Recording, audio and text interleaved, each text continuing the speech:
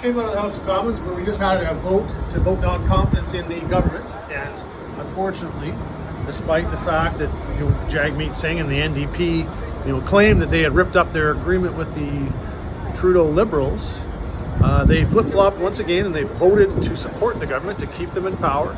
And I think they're worried. I think they're worried because they know that after 9 years of the costly Liberal NDP government, taxes are up, crime's up, and their time is up. And we voted today to have a carbon tax election to give Canadians a chance to have their say, and that's necessary. We need that because people are hurting in this country.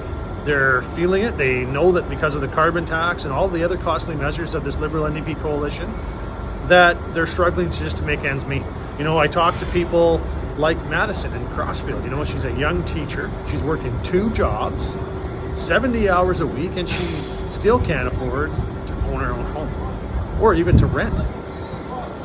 Or I talk to people like Natasha, who, because of the cost of the carbon tax and all the other policies of this Trudeau government, can barely afford to pay her bills, worries about how she'll get her next meal.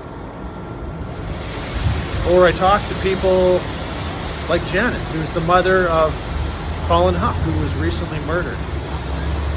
And murdered by 2 individuals, one who was out on bail, the other who was just released. These are repeat violent offenders that keep being let out by this government to re-offend and continue to re-victimize Canadians. And when you think about all of these things,